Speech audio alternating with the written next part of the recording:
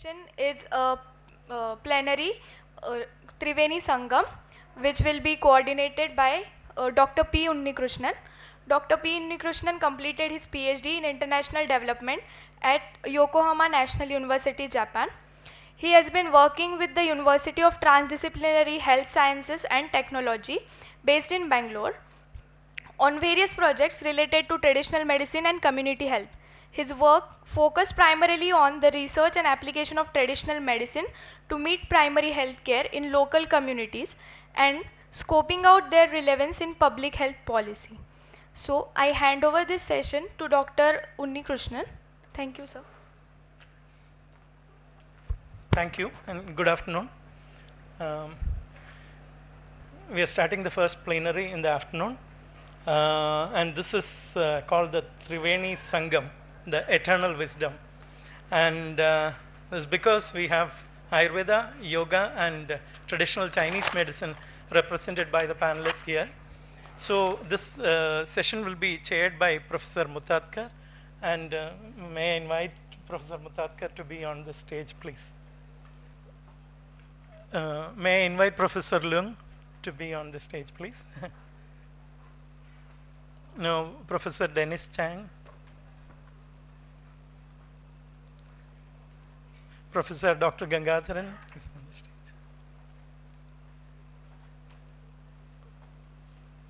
We have Professor Tanuja Nesari, who will join us soon.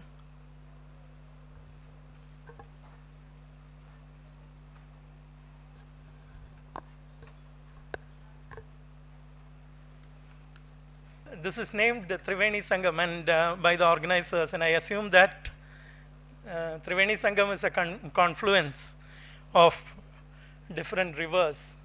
And I think with these three Jain medical systems joining here, it has been aptly named as the Triveni Sangam. What is interesting is, I think the traditional Chinese medicine has been so influential in East Asia and Southeast Asia, whereas Ayurveda has been so influential in different cultural traditions of South Asia to Middle Asia and so on.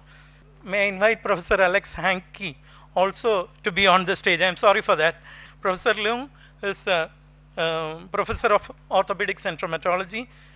He works on traditional Chinese medicine and he has been extensively introduced this morning.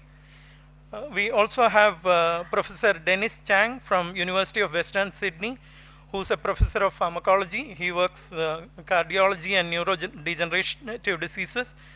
He's part of the Healthy Hearts Research Program at the University of Western Sydney, works on dementia and cognition. We have Dr. Alex Hankey, who is a professor at the S. Vyasa University in Bangalore. He's basically a theoretical physicist and graduated from MIT and Cambridge. He's a professor of yoga and physical sciences at S. Vyasa now. And he was also a leading driver of the Journal of Ayurveda and Integrative Medicine, which is being published by the center here. Now, we have also Professor Tanuja Nesari, who's the director of the All India Institute of Ayurveda, based in Delhi, and she's a specialist in pharmacology, phytotherapy, and dietetics, and we very well know her contribution to Medhya Rasayanas and so on. She's also the director in charge of the National Medicinal Plan Board. We have Dr. G.G. Gangadharan, who's an eminent figure in the field of Ayurveda. He has had a very special education through a Gurukula system in Coimbatore, and he was also the vice president of Ayurveda Pharmacy, who was leading that Gurukula system of education. And he established with other colleagues the Institute of Ayurveda and Integrative Medicine at FRLHT in Bangalore, and currently he is the director of the Indic Center for Integrative Medicine, and he is also a specialist on non-communicable diseases and wellness. So we will have around 6 to 8 minutes of introductory remarks by each of the speakers, and then subsequently we will have 2 questions posed to them, and we can, if time permits, we can have an interactive session. I think all the sessions are overshooting, so we are very conscious about the time. So if you can stick to the 6 minutes slot and maximum of 8 minutes, that will be very good. So so with that, may I invite now Professor Dr. G.G. Gangadharan to make some initial remarks, please. Scholars of Ayurveda and aspirants of Ayurveda, I am extremely happy to be part of this great conclave of minds who are searching for new contributions from sciences like Ayurveda. I thought I should just give a glimpse of Ayurveda, why it is relevant, how it is relevant, and what are the expectations that one can have from science like Ayurveda. People think that Ayurveda, being a science of ancient origin, it is stagnant. But if you look into the evolutionary history of Ayurveda, you can see it has been evolving every point of time. Starting from the Rigvedic literature of 12 medicinal plants, going to the Atharva literature of 62 plants, going to Charaga's tradition of 900 and odd plants. When it comes to Vagbhada, 1200 plants, at ends of Shaligram and Hindu of 19th century of around 1700 plants, to the latest survey of medicinal plants of India by Man and Biosphere program of Ministry of Environment in 2012, documented 7,000 species of medicinal plants.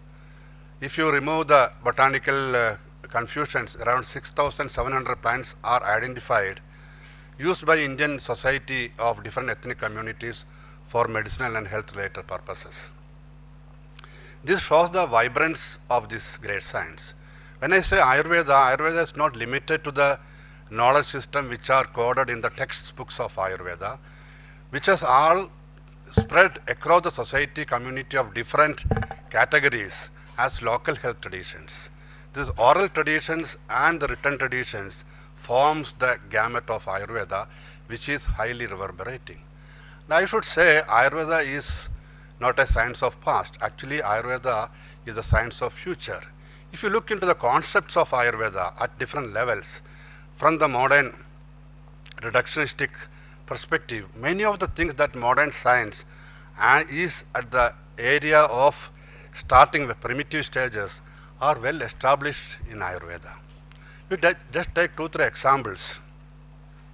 We say that there was a time when all of us have been talking about genetics at the basis of everything, and genetics can change. And then came the concept of epigenetics, which can control the genetic features.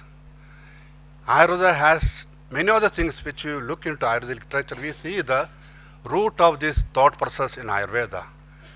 And it says, Ayurveda, it says that Bali Purushakarohi Daivamapyadivartade. It's a great statement which I could not understand at the point of time when I was learning Ayurveda, how it is relevant. When I studied the modern sciences in this perspective, I understood how strong they have been to understand the human nature and its link with the external universe. I think Ayurveda is the only science which is great to make a challenging statement like Jagatteva Manaushadham na vidyat. Which of the healing science can tell that everything in the universe is potentially medicinal unless they know the technology of converting everything in the universe into a pharmaceutical product which can be absorbed by the body. This statement is not a simple statement. This statement is of a great scientific, profound understanding of the human physiology and its connection with the macrocosm outside. So these 2-3 elements gives us a kind of courage to look into Ayurveda as a science of future. And any science of healing has to survive and has to grow. It has to be relevant for contemporary needs. And if you look into the form that is being changed in Ayurveda, it's tremendous. Has been changing with the timing change.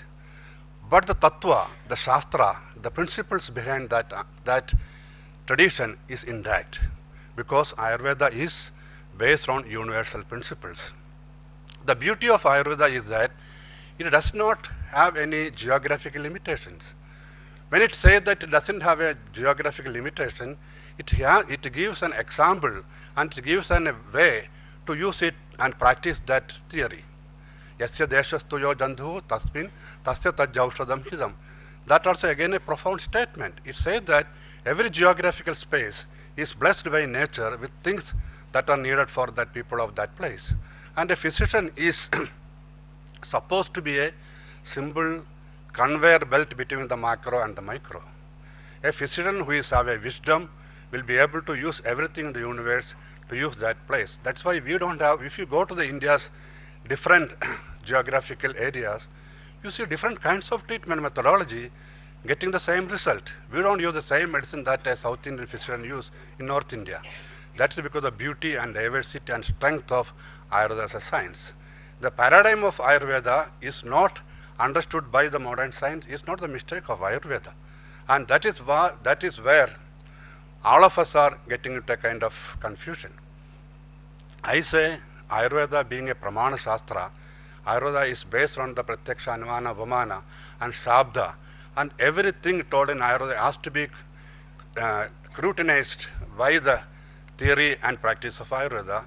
Even the Ayurvedic pedagogy says that Adhiti, Bodha, Acharana, Prajaranam. These are the 4 levels of learning. Adhiti is understanding, mugging up without understanding, Bodham is understanding, Acharanam is putting into practice, and preaching is the last stage of education. When you are able to teach, you are a fully trained student. So these kind of concepts, which are very unique to Ayurveda, keep Ayurveda out of many other sciences which are not being followed even today. I think it is important to understand from this concept. And one of the concepts that Ayurveda very uniquely present is the concept of Dinacharya and Ritujacharya. In the area of wellness, if you put these 2 concepts into practice, the Ayurveda's, one of the Ayurveda's great achievement is that it offers that Sadam Jivama Sharada. We offer you 100 years of blissful life, provided you follow the Dinacharya and Ritujacharya pattern. How beautifully it talks about Dinacharya and Ritujacharya. This also again not geography specific. It is all specific to the changes that's happening in the external environment. I think this is the beauty of Ayurveda. If one understands, then we will be able to understand Ayurveda further. To understand Ayurveda further, as I told you in the morning, one of my notes, that the learning of Ayurveda, the way Ayurveda has to be learned, then only we can extrapolate. And many places Ayurveda says that Edam Sarvam Udaharanamatram Buddhimadam. It is only an example for people who are with intelligence. Manda Buddhina Ubayojyartam, and others of a mediocre nature just follow my words.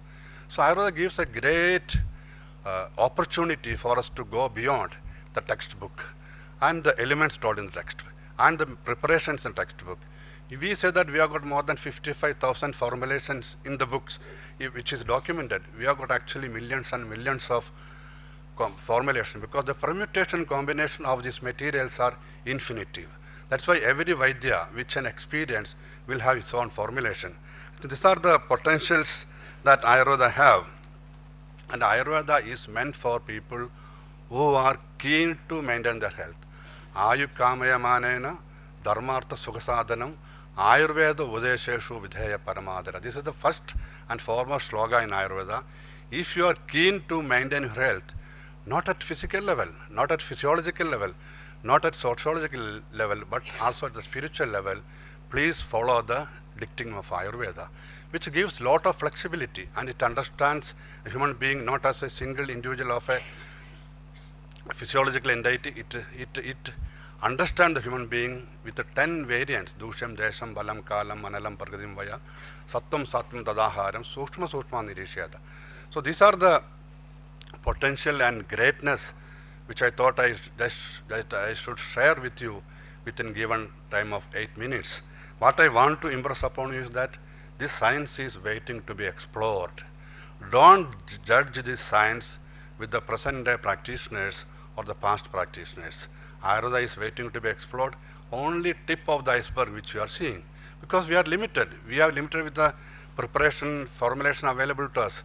We are limited with the conditions in the society given to us. So many limitations, and no physician is supposed to do research by the hand. So every time a physician is doing, it will become a research document. So if you are able to build on that, if you are able to fill the gap that Ayurveda is waiting for, Ayurveda can contribute to the future of medicine. Thank you very much. Thank you, Dr. Gangadharan. Now may I invite Professor Tanuja Nesari for some introductory remarks. Namaskar. Honorable esteemed panelist, experts, Honorable Vice Chairman UGC, our mentor, Professor Dr. Bhushan Patwardhanji, Chairman of Scientific and CEO Advisory Committee and the CEO, Professor Katoji, all esteemed members and the experts and the friends and students in this auditorium. It's my proud privilege and honor to be a part of this panel, and that gives me opportunity to share my views on the integration and the future vision of integration of Ayurveda, and especially I was told to have presentation on Ayur Yoga, how Ayurveda can be integrated with yoga, and that's how it's a Triveni forum we can discuss. My friend Dr. Gangadharan, he mentioned that Ayurveda is a science of life. As all of us know, all friends know, Ayurveda is not only science. When it says that Ayu and Veda, it is a knowledge system of life. It is not only knowledge system of life, it is knowledge system of healthy and happy life. That's how someone asked me when I was in US, what is Ayurveda, how it is different from the conventional medicine. So just I told, based on this definition, is Ayurveda is a journey from illness to wellness, but it is not from illness to wellness, it is from illness to wellness to happiness. If we really practice Ayurveda in its true spirit, that gives us healthy state and happy state also. That's how the Ayurveda is. And it is not only a medical science, it is a medical, medical, philosophical, spiritual, psychological and social science all together. And in many parts of world, some spiritual component is being practiced, someone practices his wellness component, someone practices his a medical component. But as a whole, holistic, that if we really practice as it is to create a harmony between mind, body, soul, within ourselves and with the environment, external environment, that gives the holistic understanding, and that gives you, brings into your swastha. You become swastha. You are true to yourself and you are healthy and you create a dialogue with yourself. So that is how Ayurveda, and that's how the preventive 5P medicine, when we say that it's a preventive, promotive, predictive, participatory medicine, that's why it is a Swastha Vrutta, Dinacharya, Rutucharya, Achara, Rasayan, and Tattva, Shastra and Vyavahar. And if we really practice, when we say that Swasthasya Swasthya Rakshanam and Aturasya Vikara Parimokshaha, it is a holistic model. I have an opportunity to be a director of All India Institute of Ayurveda, which is a tertiary care model under Ministry of AYUSH, which is to be developed as a aims for Ayurveda, sir.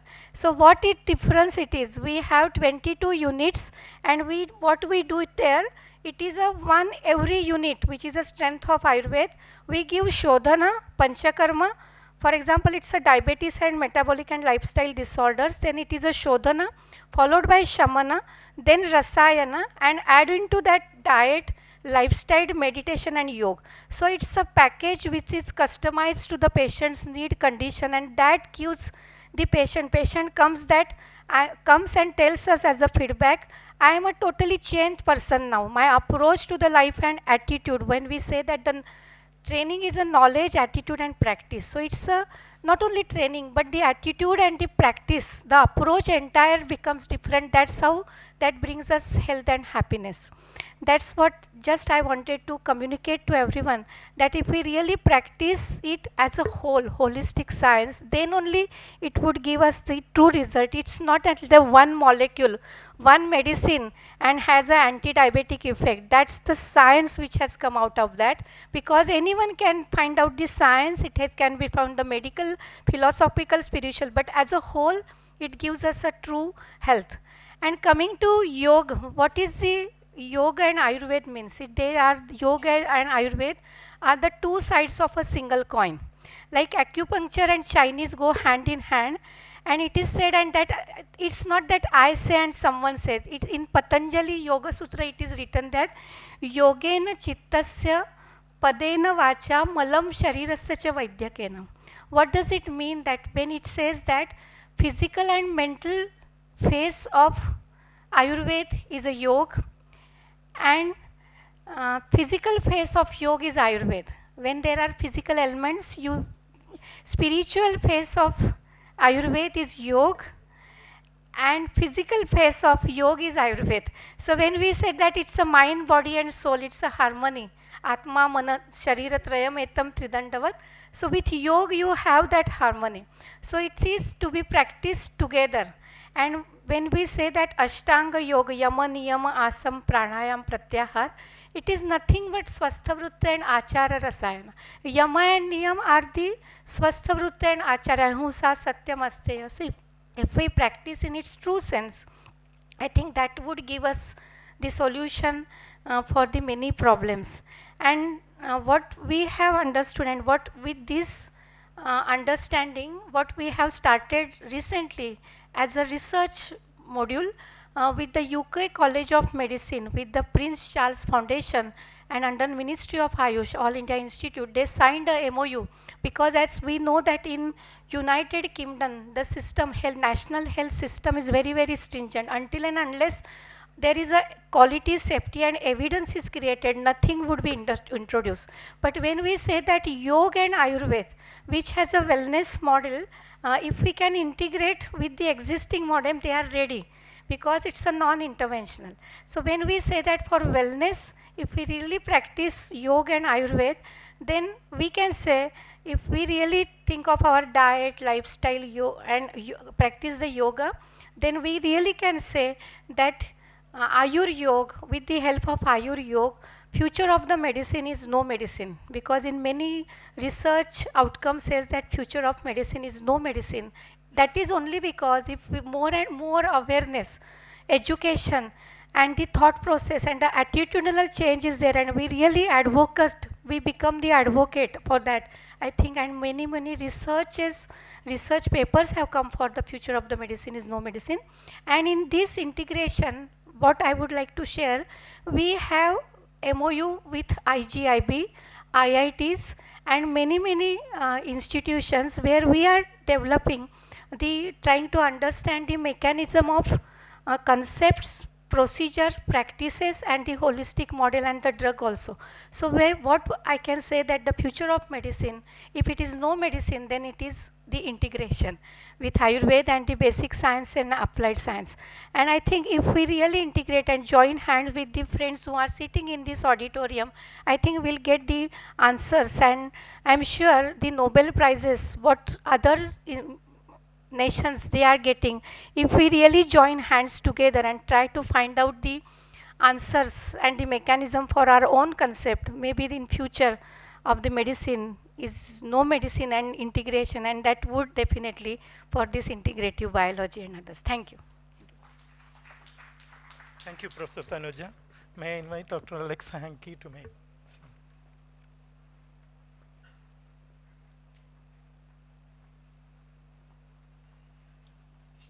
Yes, I'll keep it to 6 minutes. What? 2 minutes? The sign said I had 2 minutes to talk to you. I shall try and keep this brief. It's a great honor, and I thank Professor Petradhan and the organizers and Dr. Unnikrishnan for inviting me to speak. It's an immense privilege. I want to tell you that fundamentally Ayurveda, yoga and traditional Chinese medicine have one thing in common which is very profound. They all act on subtle levels of the physiology, which in Vedic philosophy we call sukshma. Modern medicine limits itself to gross levels and acting, even when you're dealing with chemical medicines, thinking of things in a gross physical way, molecular way, and this absolutely limits the modern system. Only these systems acting on a subtle level have any chance of saving mankind from the extreme disasters, medical disasters, economic disasters which are facing it. So this is the one thing in common between the three systems that we have been asked to talk about. My speciality is yoga, because I've been working at the Swami Vivekananda Yoga Anusandhan Sanstana for the last 12 years. I've been deeply involved with research on the subtle energies, on the prana and shakti in the nadis. We have a machine which we've used extensively for several PhDs, which is called accugraph. Accugraph measures the levels of qi in the various meridians. Yang qi in the yang meridians, yin qi in the yin meridians, and in particular there are two meridians which are named in traditional Chinese medicine: the Great Hammer Meridian, which corresponds to the Mukha Prana Nadi and goes up the center of the spine, and the reception vessel, which goes down the middle according to on the inside of the spine and corresponds to the Sushumna. So there are very, very profound relationships between the understanding of the body in the traditional Chinese system and the understanding of the physiology, the subtle physiology in the Vedic system. Why is this? Very simple reason. It's widely recognized that when Maharishi Agastya went to Tamil Nadu and founded the system of closely related to Ayurveda Siddha medicine in Tamil Nadu, that knowledge was carried round the trade routes past the Singapore Peninsula to southern China. And that knowledge, which is much more dependent on the subtle energies, not just the pranas, the pancha pranas, but the upa pranas as well, that reached China thousands of years ago. And Chinese scholars, some of them, say that the development of traditional Chinese medicine was in part due to knowledge gained from India. Do you know how old the oldest textbook in Chinese medicine is dated? It's dated, the Yellow Emperor's Classic of Chinese Medicine is accurately dated to the beginning of the reign of the Yellow Emperor, or the Yellow Emperor's start date is accurately dated 2695 BC. That means that the knowledge from Maharishi Agastya must have gone to Tamil Nadu sometime around the time of Krishna, 3000 BC. Therefore, any time you see someone date Charak Samhita, as was done yesterday disgracefully by Guru Raj Mutalik to 600 BC, you can view those figures with contempt and everything which stemmed from that disgraceful Max Muller and Lord Macaulay. Those dates are absolutely wrong. I refute them any time I review a paper on Ayurveda. Ayurveda dates from at least 5,000 years ago. There's a famous story about Lord Krishna. His son contracted leprosy through an unfortunate event, and Krishna sent for Lord Narada.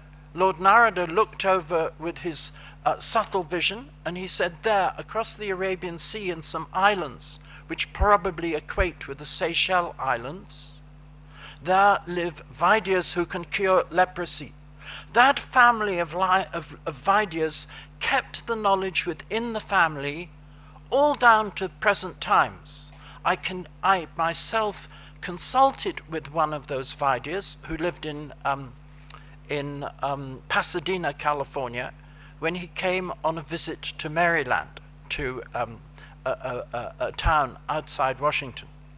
So I can tell you that not only as we have heard, Ayurveda has extraordinarily profound knowledge. It's extraordinarily relevant to today. And I just want to tell you,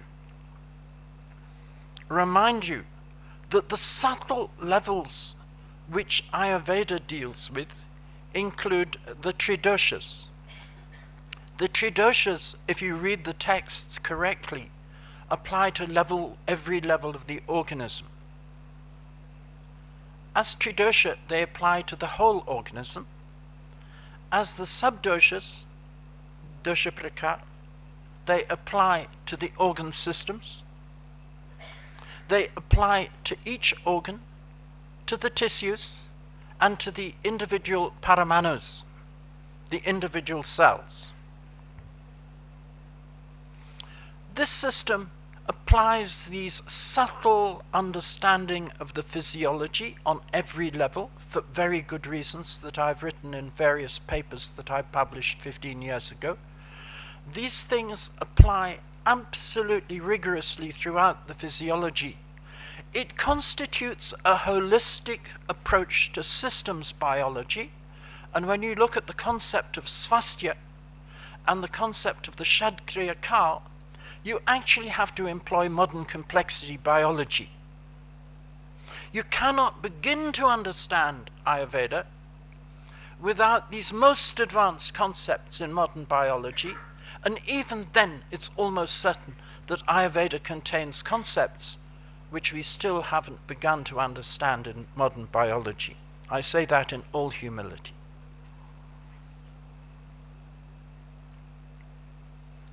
I wanted to tell you one of the experiments we did. If you sit in lotus, Hatha Yoga Pradipika tells you that you energize the nadis more effectively than in any other posture. So we conducted an experiment in which we had one of my students had members of the Svyasa community sit either in a chair or in full lotus, Padmasana, for 10 minutes, 20 minutes, and 30 minutes. After 10 minutes, very little changed. After 20 minutes sitting in a chair, the level of subtle energy decreased, and it decreased more as they sat there getting bored for 30 minutes. When people sat in Padmasana for 20 minutes, the energy in all the meridians increased, and it increased to a much greater extent after 30 minutes. So these are some of the things that we can do and deeply interrelate traditional Chinese medicine, yoga, and Ayurveda. They are all dealing from the common perspective of the subtle levels of the physiology, and that is why they are far more potent and powerful than modern medicine. Modern medicine is costing the world huge amounts of unnecessary money. In the US, approaching 25% of the GDP is actually spent on mostly unnecessary medical expenses, unnecessary from the perspective of traditional medicine. The only way to stop it increasing and increasing is to use traditional medicine. When it reaches 35%, all economic predictions are that the US will be completely bankrupted. This is the real value that I see it of these traditional systems of medicine, particularly yoga, which I'm meant to be the sole speaker on this group of speakers. Thank you very much. Thank you very much, Professor Alex Hankey. So apologies for being so strict on time, because we have already overshot and we have one more session to go. So really sorry for cutting you in between. May I now request Professor Dennis Chang to give his remarks. Thank you, Chair. And I will use this very precious 6 minutes, and I thought I would like to briefly brief you on the current landscape of complementary medicine in Australia, and also what we stand for as a National Institute of Complementary Medicine Research in Australia. So certainly you probably know that Australia is the country that has highest acceptance rate in the complementary and traditional medicine. The survey has done that shows that 1 in 4 patients actually seeking complementary medicine consultation each year, and nearly half of them actually use at least one form of complementary medicine. So Australia also have a very friendly and pro-traditional medicine regulation system, where we actually register some of the traditional medicine practitioners, such as a Chinese medicine practitioner, which has now gained the legal status such as those in Western medicine and psychology, and as well as nursing. So also we have a very friendly regulatory system for complementary medicine products. Unlike EU and US, we actually treated all the complementary medicine as a medicine, not as a dietary supplement. So we have a 3-tier system, which obviously require different levels of evidence to support its registration, but certainly that 3 tiers allowed providing incentive for the complementary medicine companies and to invest in R&D. So that's one of the unique feature of complementary medicine regulation system in Australia.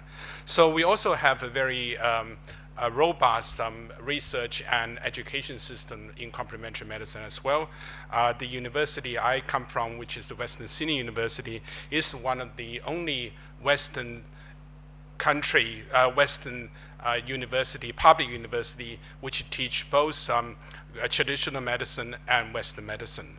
So we actually, under the government funding, we established this National Institute of Complementary Medicine back into 2012. We specialize in researching in whole forms of the complementary medicine, including herbal medicine, acupuncture, mind-body medicine, including yoga as well, which I presented some topic as well.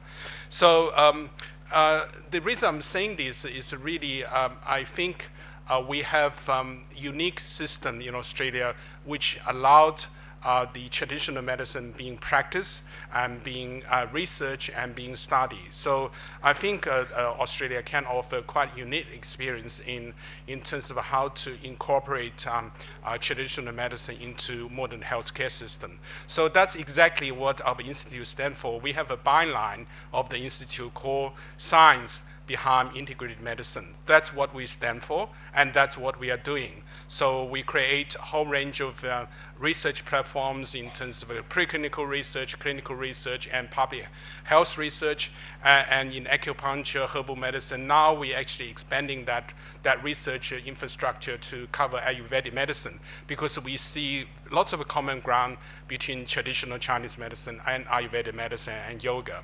So we've been doing that, and we've been outreaching to AYUSH, and I've been talking to All India Institute of Ayurveda, Pune University, and we're really looking forward to working with our colleagues in this area to advance the evidence behind traditional medicine. Thank you very much.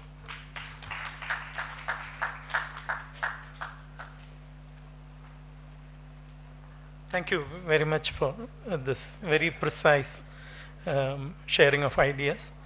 Now, Professor Leung wanted to be the last speaker of this, so may I invite him to share his views.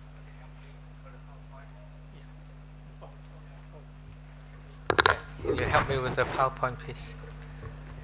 Well, it's my real privilege. I want to once more sincerely thank the organizing committee for having me.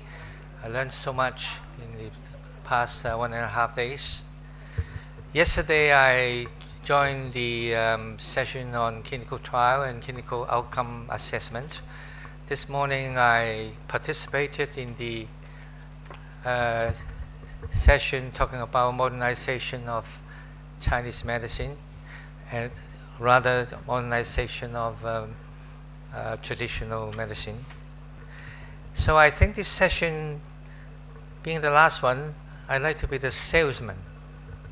I'd like to be the salesman to advocate collaboration. I don't have to convince you that traditional medicine is not obsolete. It is great. And then when we talk about traditional medicine, I think we frankly mean Asian traditional medicine. Ayurveda in India, Arabic traditional medicine, Islamic and Oriental Chinese traditional medicine. Look at these simple diagrams. They're integrated. I got some evidence for you later. You know, the Chinese medicine, the traditional Chinese medicine is closely linked with Japan and Korea, whereas Arabic Islamic medicine is closely linked with Ayurveda medicine, because at some time the western part of India, so I learned from history, is heavily combined with the Arabic old generation, old kingdoms. And the three of them, the three areas are so closely knitted. Interchanges, plentiful. This is a book, an old classic, just before the Renaissance. It's written in Arabic, and then it's available in my university's library. I found that the herbal medicine described in this pre-Renaissance book gave the data that 70% of the Chinese herbs during those era came from either India or the Middle East. So there's no doubt that the link is so close. So 40% from Middle East, the rest from India, and then the philosophy, a lot of similarity. So we talk about the three major areas of traditional medicine in Asia. We need not stick to either this section or that section. And then of course, I better skip this. I was invited to Iran 3 times, and then I learned a lot about what the historical development, and there are plenty of evidence that it is so advanced in those days in surgery and other aspects. So trying to put them together, there are common situations. The researchers, the expensive institutes in all these 3 areas have been overwhelmed with the possibility of drug discovery, small molecules, phytochemistry. There's nothing wrong with that. But unfortunately, there is emphasis on traditional medicine, which could be, as we've been talking about so much in the past 1.5 days, there's so much to offer, to supplement, to enrich modern practice. You look at the similarities in theory, in herbs, in government handling, and so on. The philosophy, we can spend, I know only the traditional Chinese aspect. I started to learn a bit about Ayurvedic. I have surprising observation that there's so much similarity on this philosophical part. And of course, the same with Muslim Islamic medicine in the past. So we skip that. We could, of course, join hands with the pharmacologists in small molecule drug discovery, and we can also support what the Japanese have been doing. In fact, Herbal formulation means 210 traditional Chinese medicine old formulation. They totally endorse that and can be used in the hospital, and yet give them a lot of perfect quality control, and this is extremely popular, not only in Japan but also in Korea. So we can have traditional medical offer in different situations, This is my friend in Yale University, Tommy Chang, a very famous oncology pharmacologist. He took one very simple traditional Chinese medicine formulation used to be for the control of diarrhea, and then he modified that to treat patients on cytotoxic treatment having GI problems. Apparently very successful. The research is still going on. So what we are doing in Hong Kong now, I've been talking about this in the morning, this is our principle of working. We are not capable of producing drugs, but we think one area that we can contribute would be evidence-based supplements to support the clinicians. We've been following that tripartite approach for more than 10 years. It should make sense because a lot of diseases, health is not a single area. Diseases and health has having multiple areas of concern, and then holistic approach, traditional medicine, Indian, Muslim, Islamic, Chinese, they all have the same approach. In modern sense, we realize that in fact these apparently simple applications of herbal formulations in fact have been serving multiple targets, not single ones. And of course we can make use of current bioscience technique to gradually prove them. And those interested at the heart, at cardiovascular health, realize that in spite of the successes of stenting to maintain the coronary artery patency and also prevent cardiac infarct, we have 10% of failures, we have 20 to 30% of gradual failure. It's because mechanical protection is not the only answer. One needs to take care of the inflammation, the vascular aspect, and the other aspects. And all these could be dealt with. We are not condemning stenting. All these can be dealt with, can be supplementing mechanical release.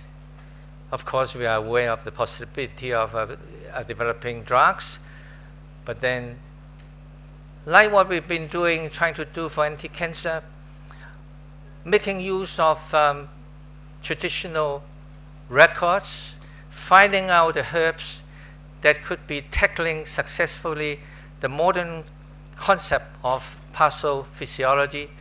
And in cancer, we have chosen angiogenesis, apoptosis, immunomodulation, and prevention of metastasis as the important pathophysiology to be tackled. And we are currently putting these into clinical trial. We're talking about going back to Asian traditional medicine now. We've been working out possibility of collaboration, and we have example collaborating with Israel. We have been thinking about seriously connecting TCM with Ayurvedic medicine. And so I said, I want to be a salesman. Time is right. Tradition, past history has given us such beautiful opportunities. It is time for these three areas, at least for India and Hong Kong, to collaborate. There's plenty of chance of collaboration and bringing these traditional healing possibilities to modern. Thank you so much. Thank you, Professor Leung. Now may I invite the chairperson of the session, Professor Mutatkar, to make a few comments and open up this panel for discussion.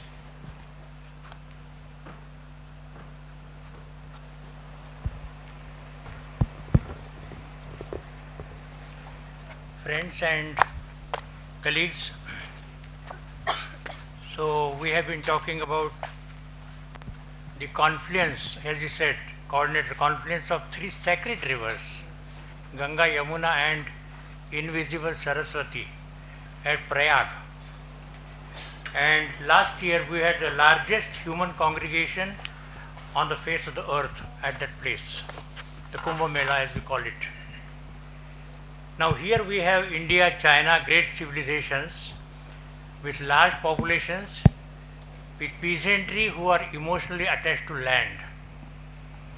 And we had the example of a novel Good Earth by Pearl Buck in 1931, which won the Nobel Prize for that novel, where they have talked about the Chinese peasantry. The novel is about the Chinese peasantry. Now these traditional systems of medicine in China and India, they are linked to philosophy, as we know, even in Gita, in India, Confucius in China. So they are rooted in philosophy and they are referred for good lifestyle. So whatever good is lifestyle, Sattva, Rajatama or Panchamahabhuta or Prakriti and all these are given, in these sacred books. Now from anthropological point of view, health is an aspect of culture, holistic culture. And it means a healthy person is one who has a capacity to perform his social and economic roles to his optimum efficiency. And that requires balance, equilibrium with the elements about which we have been talking about. Now ill health is deviation, and we try to correct deviation with our systems, traditional or modern, to restore the balance so that we again come back to our working life which we are expected to do. And then there are concepts about it. In Ayurveda and all that, there are Dincharya and Ritucharya, there are Panchamahabhuta, there are Prakriti, there are Yin Yang in China, there is Mizaj in Unani. So these are all the concepts which are meant for making a balance between the health and the ill health and how to go about it. Now I had a chance to talk to a village woman, happened to be talking to a village woman in Haryana, which was a village under the internship training program of All India Institute of Medical Sciences. She was just sitting outside and I just opened a dialogue with her, and the dialogue was about diarrhea. And she was talking about diarrhea, as in Hindi they call it dust, in terms of the color. Yellow diarrhea, yellow dust, kala dust, pila dust, safed dust. I mean, in terms of the color of the fluid, she was talking about it. And for each one of them, she had the different causative reason, and she had the different curative thing. And for some of them, she said it must flow.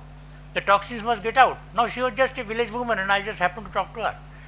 So they have got their own concepts, of causation and cure, which we, of course, people like Charak and Sushrut have, they have generalized into the Samhitas, as we know. Now, as far as China is concerned, China, knowledge of Chinese medicine in India, well, the acupuncture clinics, I think, are now spread all over.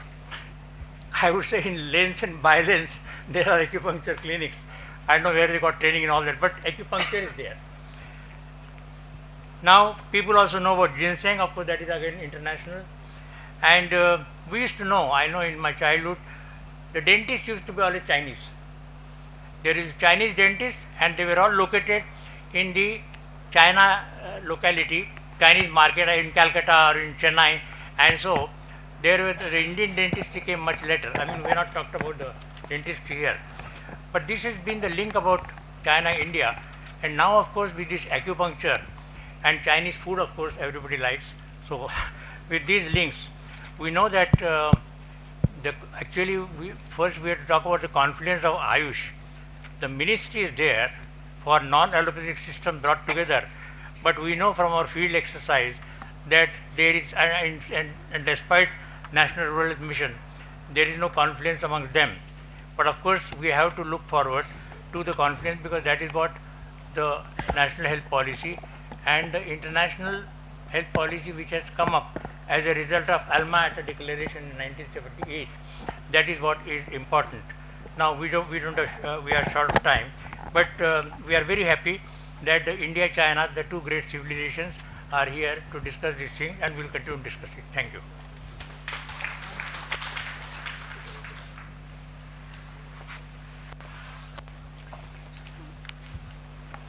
Professor Alex Hankey has to leave for the yoga conclave. So, if there are no questions from the floor, I would like to raise these two questions to the panelists and get some brief comments. I will start with the second question. There are many studies comparing Indian and Chinese medical systems. And if you look at the development of traditional Chinese medicine, recently there was a study by the Research Information Systems by developing countries, which is under the Ministry of Commerce. If you look at the growth of Chinese medicine, then we understand that it is because of the strength of the Chinese diaspora abroad that it has got so much popular, both probably nationally and internationally. So what is the role of, and similarly in yoga, if you look at the popularity of yoga in India and abroad, I don't think it's on account of the number of papers published or the kind of research work that is going on. So what is the role of evidence based on Indian and Chinese experience on popularizing, be it TCM, Ayurveda or yoga? Yes, understanding the importance of universal health coverage, that is a SDG, Sustainable Development Goal, SDG 2 and 3, that is a food security, nutrition, food security and universal health coverage. 2 months back, 3 months back, there was a Indo-US dialogue between the two governments, Ministry of Health, Ministry of AYUSH and Department of Health Service, DHHS, and the same with the UK and same with the Germany. So even across all the governments also, the many governments, they have understood, even at the WHO also we had a meeting.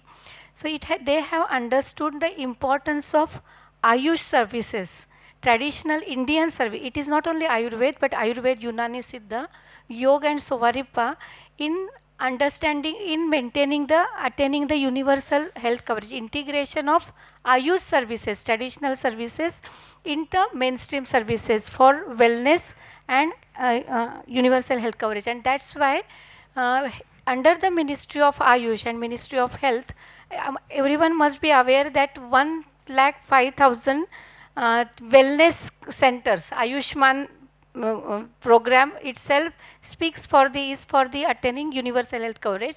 But I am here to communicate, share that 12,500 wellness model will be run by standalone AYUSH system, where what does each model says that in every model, in every wellness center, there would be nutrition, food, yoga, lifestyle and simple home remedies, and there would be Arogya Rakshak, wellness counselors and a AYUSH doctor, and that would give, and that entire all wellness centers have been linked with the AYUSH grid, that is a HMIS. So that huge database, and it has been created with the digital health program of the ministry, where each and every parameter, and it is linked with the biological and physiological and pathological marker also.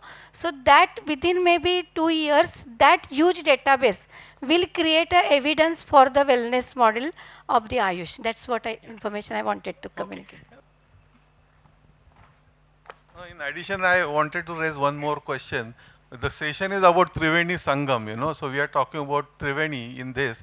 And Triveni Sangam in practice actually will happen to me if Triveni Sangam happens in education. And such kind of a Sangam or confluence has been very successfully done in China.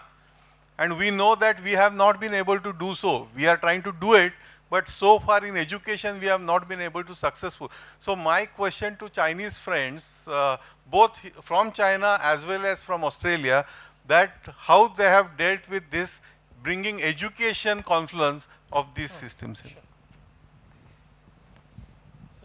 Would you? So, hello?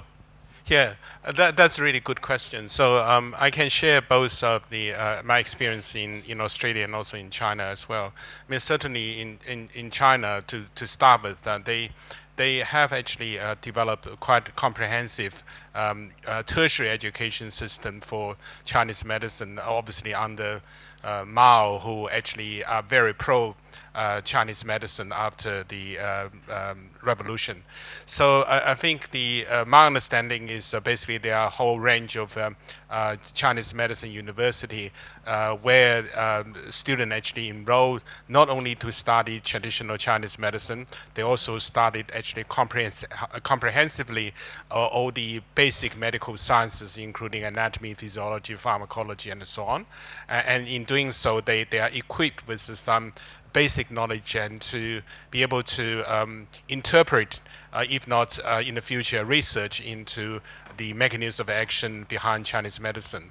So I guess that's what happened in China, but certainly in Australia, we actually following similar patterns. So obviously there are more skepticism existing in Australia, but we successfully incorporate Chinese medicine training into at least 3 public university, including my university as well as UTS, in Sydney, and RMIT in Melbourne. So those public university accept that traditional Chinese medicine curriculum as a part of the undergraduate degree training within Australia as well, which is also quite unique in many Western countries, because other countries may only have like a college level training, not formal university degree training. So that's my just share my thought with that. Thank you. I think it's very significant. If you look at the National Health Policy draft, it talks about this broad idea. But also, interestingly, the National Education Policy in 2019, in 2 places it refers to pluralistic health choices and understanding. Yes. So very, very carefully worded understanding how it should be part of every medical stream of education, as well as how it should be part of the primary to higher secondary education. So I think the National Education Policy, which is in the draft form, has beautifully captured this understanding of pluralistic health choices. So yeah, please, on the question of evidence. And if allowed, I would like to take this issue on a broader perspective. Wellness is a common concern now. And then we used to talk about healthiness, meaning no disease. I was thinking about 60 years ago, in the 60s, when I first graduated, the wellness, this term never came out. I think wellness is becoming globally important for less than 30 years. The reason being, we talk about healthiness, we talk about no diseases. At that time, maybe 50 years ago and a little bit more, there's assumption that drug discovery, drug invention, is so successful that eventually there will be no more sickness. And now it's clear that this is impossible, and so we and population at large talk about wellness, because wellness is certainly more than no disease. You know it so well, Ayurvedic medicine and so on. So with wellness coming into front of the stage, and is so widely accepted,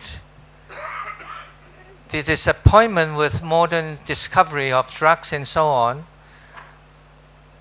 downgraded accordingly.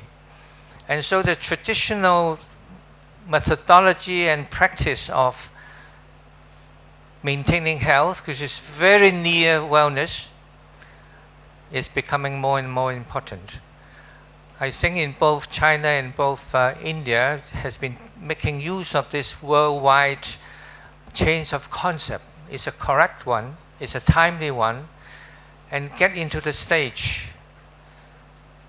And so the practice becomes popular. And it's up to the health authorities, up to the national influencing bodies to push along and let this wellness-related traditional medical practice be further developed. I hope this is not out of the consideration. I may just add, the Alma-Ata Declaration of 1978 came as a result of the Chinese contribution of barefoot doctor.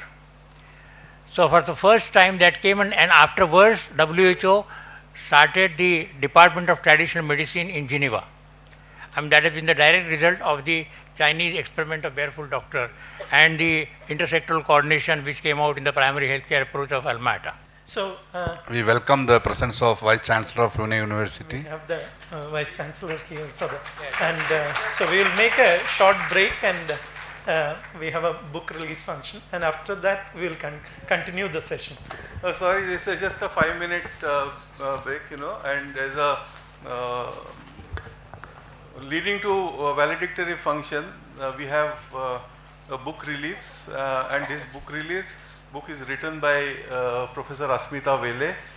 And why I am speaking before, because I wrote a book on the same subject in 1988, and many students are still using that. This book is on research methodology for Ayurveda. And this 88 book, I keep on telling students that it is outdated now. Please don't use it, because I have not been able to really update it. And then I suggested that somebody should really update it and bring a very contemporary book for research methods, because we talk about importance of research methodology in Ayurveda, and there was no good book available. I am happy that Asmita Vele has done a wonderful work, and I have seen that book. I have written forward also, and today this book will be released. Congratulations, Asmita, and please bring the book. We would like to release it at the hands of our Vice Chancellor in presence of all these luminaries. I will request Dr. Katoch and Dr. Gupta also should join. Please come.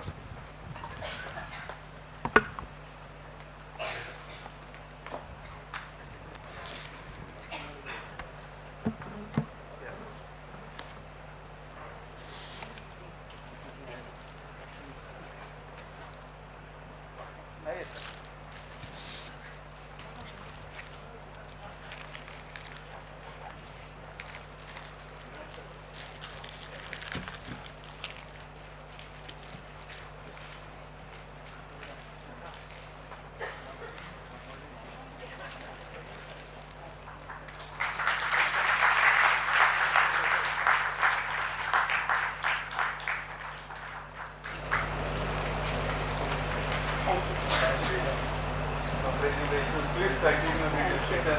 Both of us will have to be excused because we have another book release function in the Thank you. Thank you so much.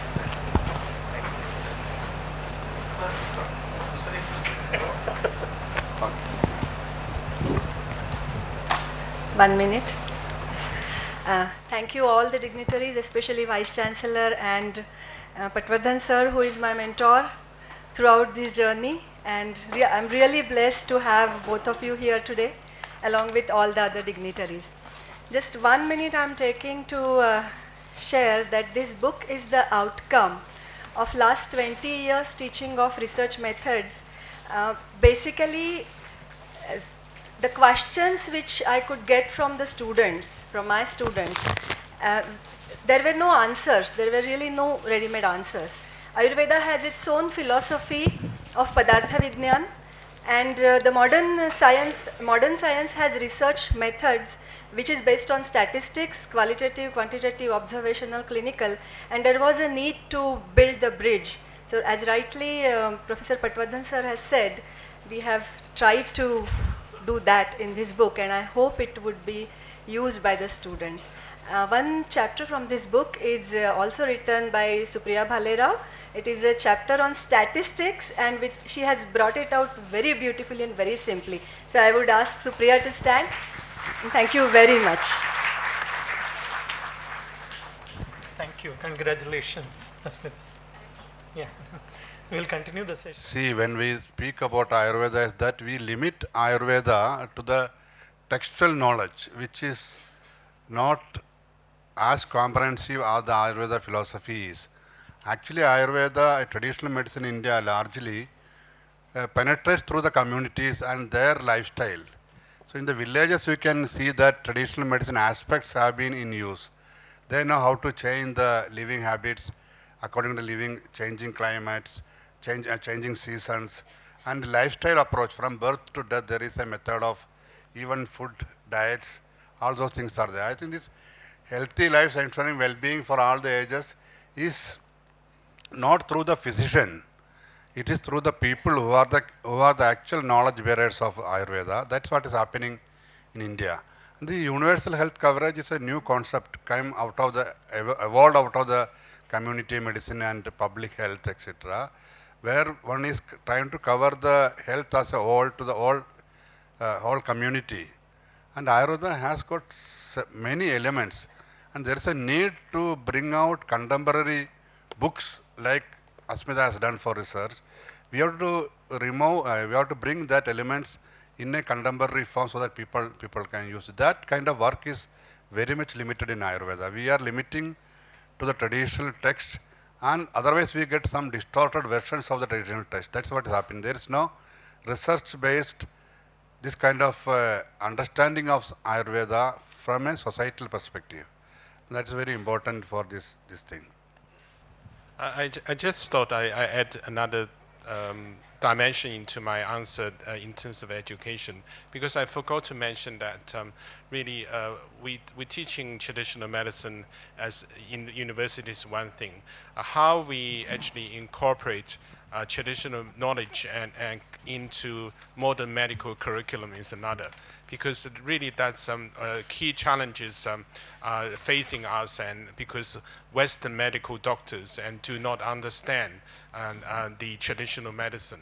So therefore, it is critical that we also try to incorporate those traditional material into modern medical curriculum. So in that sense, we've been doing some work in Australia and working with the Dean of the School of Medicine in different universities. Unfortunately, most of the university medical curriculum are very crowded already. They certainly are welcome that, and certainly we have been able to incorporate a couple of topics in a range of topics into the curriculum, but not in the systemic and comprehensive manner. So that's another thing so we need to look into in medical curriculum and pharmacy curriculum and so on. Yeah, I just would like to add that if we look at, because the question was creating a evidence to the wellness and the universal health coverage, and what is the traditional medicine's role and how the evidence is to be created. If we look at the last 3 years data, last 3 years report on Nobel Prize, the Nobel Prize was on circadian rhythm, then understanding intermittent fasting. So all these are the Nobel Prize in medicines are for the wellness, understanding the mechanism behind how all these practices are useful even for preventing the cancer. And if again the second fact is that even if we have many lakhs, 700,000 years of doctors and more than that medical practitioners, for last 3 decades or last 50 years, there is no invention and no award, Nobel laureates in the medicine or in traditional medicine. Even we have that much strength, it is not. Why? Because there is no knowledge integration. As rightly pointed out by my friend and our partners from Western Sydney University, if there would have been knowledge integration at the medical and traditional medicine and Ayurveda, or we have a practice integration or the service or the research integration. And if we understand the strength of each other and with the basic sciences, I think everyone would have started working for understanding the molecular understanding of concept of Swasthavrutta, Achara Rasayan, what affects the Nidra, what is the effect of sleep and how it is useful in improving the cognitive functions. Now entire world is looking at. I think again it is not a late. We have to shake the hands and try to understand the molecular mechanism behind Ama, behind Agni, behind Tridosh, behind certain concepts. And if our basic sciences and applied sciences and medical sciences, if we join hands together, I think this is the evidence for the wellness that is a need of an hour. Thank you. So with the permission of the chair, I thank every panelist for this rich contribution.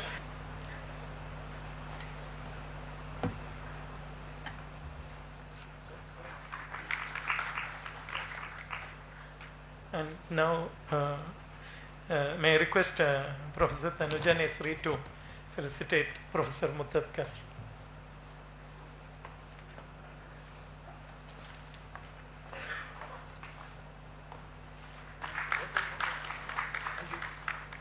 So, thank you once again to all the panelists. With that, we close this session.